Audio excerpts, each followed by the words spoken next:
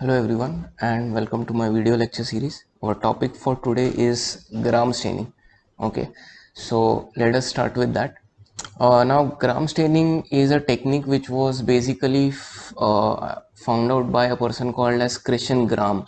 Okay, and he used this technique to differentiate bacteria into two types. Okay, now he used a stain which was called as the crystal violet stain, or which is called as the crystal violet stain, but popularly it is also called as the gram stain. Okay, so the gram stain and the crystal violet stain is the same thing. Since Gram used it for his experiments, it is also called as the gram stain. Okay, so before we start with this staining technique, let us first see the two types of bacteria depending upon their cell wall. Okay, so suppose if I draw a bacteria over here, okay, and let us assume that this yellow colored structure is the cell wall of the bacteria. Okay, and let me draw another bacteria over here, and this bacteria is going to have a smaller cell wall or a thinner cell wall. So I'm drawing a thinner one over here. Okay, now the cell wall of bacteria is made up of a polymer which is called as a peptidoglycan. Okay, so I'm sure most of you must have heard about it. Peptidoglycan, since the name only suggests that it has got proteins and carbohydrates, it is a very complex polymer, and this polymer forms a cell wall. However, the composition of peptidoglycan in every bacterial cell differs. So now this cell, which is having a thicker cell wall, let us assume that it has got almost 90% of peptidoglycan. Okay, and this cell wall, which is a lot thinner, it has got only 10% of peptidoglycan. Okay, the remaining 10% in this cell is lipids, and the remaining 90% in this cell is lipids.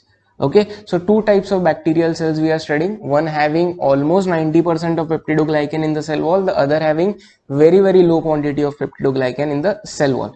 Now let us start with the staining part. Okay, so there are different steps in gram staining technique. First step which is there is called as fixation.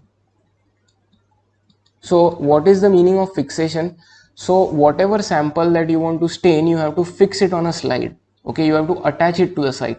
So here we are having two bacterial samples, so we will use two different slides and we will fix the bacteria on the respective slide. So how is fixation done? There are two methods. One is you can slightly heat the slide so that whatever sample is there, it will get attached to the slide, or you can add methanol. Okay, methanol also fixes the sample. Okay, so after that first part is done, the next step in gram staining is addition of the primary stain. Okay, now what is a primary stain? The primary stain is the main stain which is going to color whatever sample you have loaded on your slide.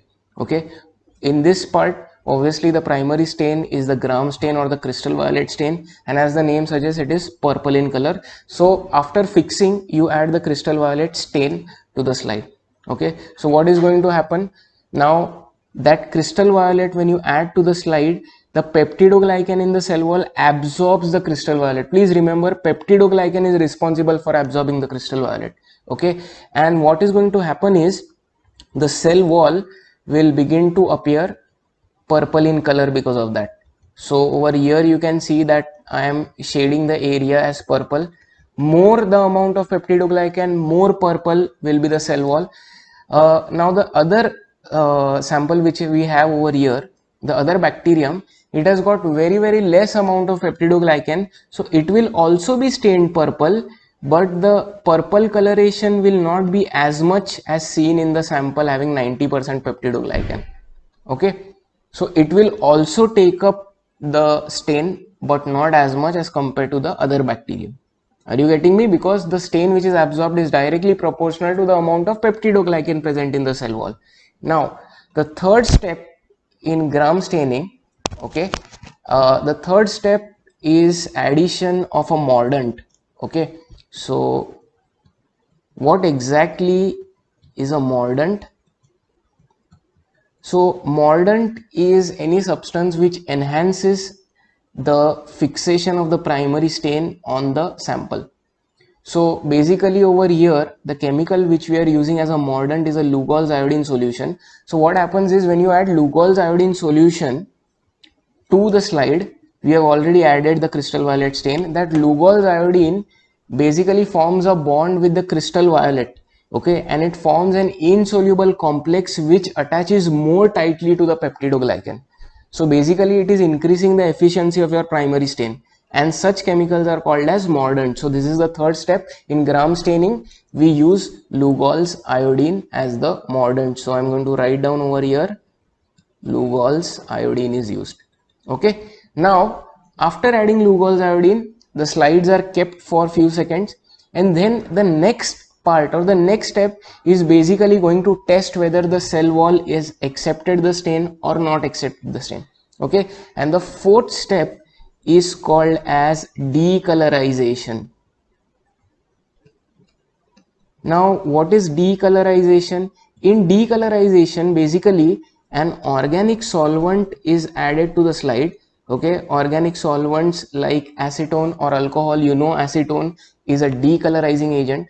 So what happens is, to both the slides we add acetone or alcohol, and because of that what happens is that acetone absorbs that stain. So it absorbs that Lugol's iodine and the crystal violet, and because of that the bacterium begins to decolorize. But what is going to happen is, in this bacterium which is having 90% peptidoglycan, some amount of purple color will be absorbed by the organic solvent. However, a lot of it will still remain in the cell wall because peptidoglycan is so much that acetone cannot remove all that purple color from the stain. However, in this second sample which is having only 10% peptidoglycan, what is going to happen is, since the amount of stain absorbed is less because peptidoglycan is less, almost all the stain is removed by the decolorizing agent or the acetone or alcohol which is used. So after this fourth step, this slide on the left will continue to appear purple, but the slide on the right will appear more or less colorless because most of the stain will be removed by the organic solvent. Please remember this.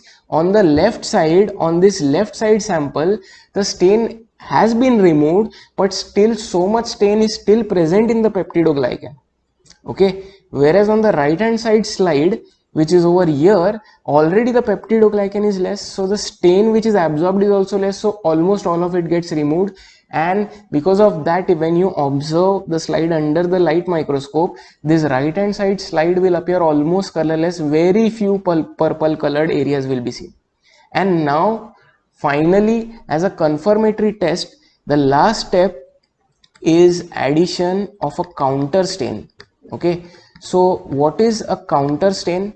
A counter stain is a stain whose color is exactly the opposite of the primary stain. So when you add a counter stain, the areas which are not stained by the primary stain or the areas which are not purple, they will take the color of the counter stain. So now this counter stain which is added can be of many types. Most common example is a stain called as safranin, which is pink in color. Okay, so when you add this safranin to both the slides, what is going to happen is the areas which have not taken up the purple stain, they will take up that pink stain. So now this left hand side slide which is there, almost everything is still purple. Some slides, some areas which have become decolorized because of the acetone, they will take up that pink color, but most of the bacterium will appear purple because of the primary stain.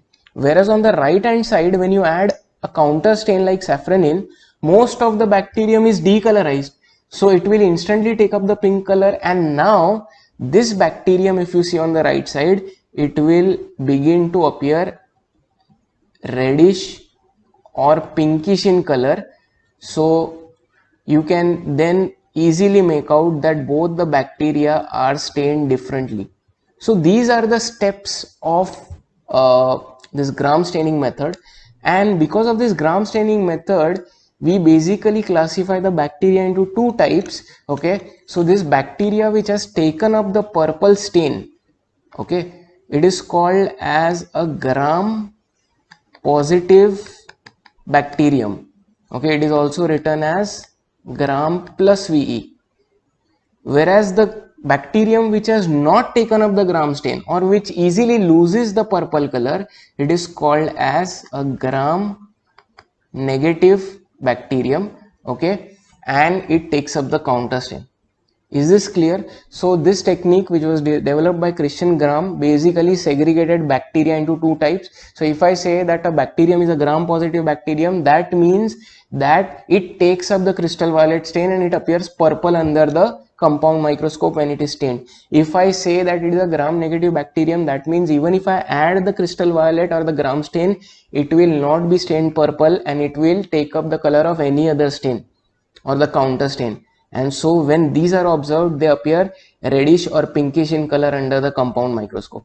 Is this clear? Okay, so that is the end of this lecture. By the way, there are certain bacteria which you cannot classify as gram positive or gram negative. For example, some bacteria do not have a cell wall, so you cannot use this gram staining technique on them. I hope you understand. Okay, because since they do not have a cell wall, they will not have peptidoglycan, so this technique is not suitable for those bacteria. Okay, so anyways, that's the end of this video lecture.